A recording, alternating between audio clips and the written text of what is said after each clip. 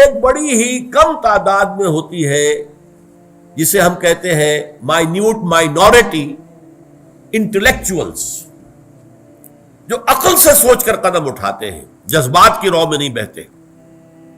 Intellectuals, ظاہر بات ہے انٹلیکچوئل جو ہے وہ واعظ اور نصیحت اس سے اثر نہیں لیتا، اسے دلیل چاہیے. قُلْ هَاتُوا بُرْهَانَكُمْ إِن كُنتُمْ صَادِقِينَ، جیسے کہ قرآن مجید کہتا ہے مشرکین سے یا مخالفین سے یا کافروں سے، قُلْ هَاتُوا بُرْهَانَكُمْ إِن كُنتُمْ صَادِقِينَ، اگر تم سچے ہو تو لاؤ برہان، اپنی دلیل لاؤ. تو آخر نوع انسانی کو بھی تو حق ہے نا کہ وہ آپ سے دلیل مانگے. آپ چاہتے ہیں کہ میں اللہ کو مانوں، رسول کو مانوں، قرآن کو مانوں، آخرت کو مانوں، بھائی دلیل کیا ہے؟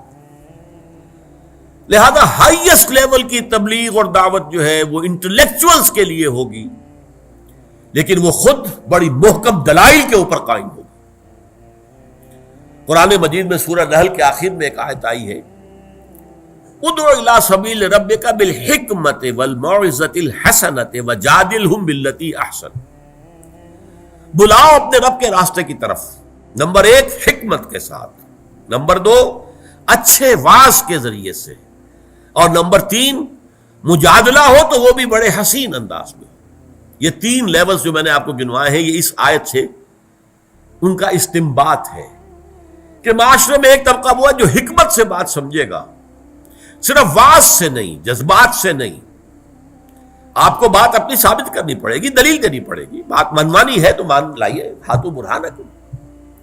فلسفیانہ سطح پر، حکمت کی سطح پر جو مختلف فلسفے انہیں رد کرنا ہوگا، ان کی تردید کرنی ہوگی دلیل کے ساتھ. جیسے ایک زمانے میں جب یورپ کا فلسفہ اور خاص طور پر یونانی فلسفے کا حملہ ہوا عالم اسلام پر، تو امام غزالی کھڑے ہوئے، تحافت الفلاسفہ ایک کتاب لکھی عظیم، ان تمام فلسفوں کی نفی کر دی گئی دلیل کے ساتھ. دلیل کے ساتھ فلسفے کی دلیل فلسفے سے ہوگی، فلسفے کی دلیل واعظ سے نہیں ہو سکتی. جیسے کہ کہاوت ہے لوہے کو لوہا کاٹتا ہے، عربی میں بھی ہے یہ، ان الحدید بالحدید یفلح، لوہے کو تو لوہا ہی کاٹ سکتا ہے. لہذا فلسفے کے مقابلے میں فلسفے کی سطح پر بات کرنی ہوگی، فلسفے کو رد کرنے کے لیے فلسفے کی سطح پر دلیلیں لانی ہوگی. یہ ہے بلند ترین مقام دعوت و تبلیغ کا. اسی طریقے سے ارسطو کی منطق کا جو بڑا شہرہ ہو گیا تھا اور پورے عالم اسلام میں گویا کہ وہ اس طریقے سے کہ معلوم ہوتا ہے کہ سب سے اعلیٰ شے ہی منطق ہے ارسطو کی، ایرسٹوٹلین لاجک، ارسطو کی منطق. لیکن پھر اس کا جواب لکھا ہے امام ابن تیمیہ نے، الرد علی المنطقیین، منطق کے جو علمبردار ہیں ان کی تردید، ان کی نفی. لیکن یہ کہ وہ نفی انہیں منطق ہی کے ذریعے سے کرنی پڑی، اس لیے کہ ظاہر بات ہے پھر وہی کہاوت لوہے کو لوہا کاٹتا، ان الحدید بالحدید یفلح، انہی کی منطق سے ان کی منطق کی نفی کر دی گئی. یہ کام ہے ہائیسٹ لیول کی دعوت و تبلیغ کا جو ہر شخص نہیں کر سکتا. اس کے لیے اسپیشلائزڈ لوگ درکار ہیں، پوری زندگیاں انہوں نے کھپائی ہوں.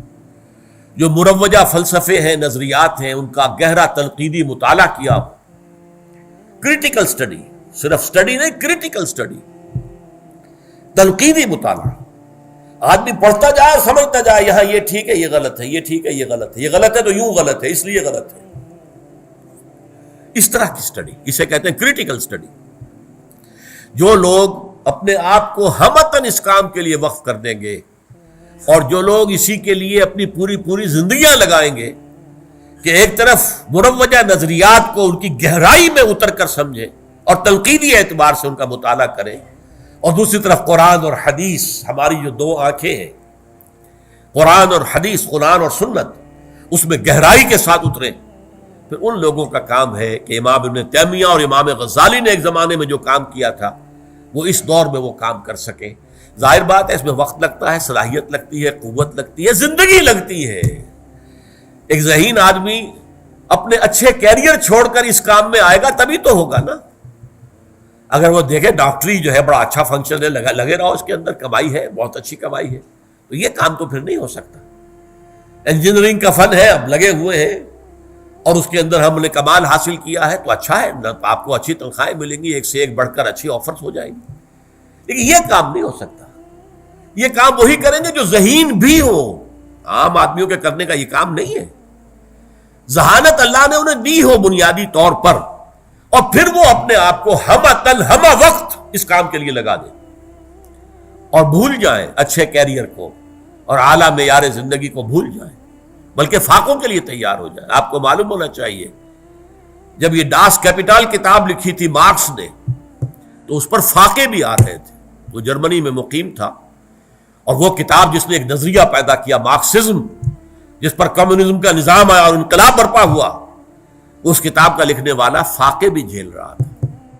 تو دنیا میں جسے ہم کہتے ہیں کریٹو ورک، تخلیقی کام، وہ تو اس طرح سے نہیں ہوتا کہ آپ بڑے آرام سے بنگلوں میں رہتے ہو، کوئی سرکاری جو ہے محکمے کی کوئی بہت اونچی پوسٹ آپ کے پاس ہو، پھر وہ کام نہیں ہوتے.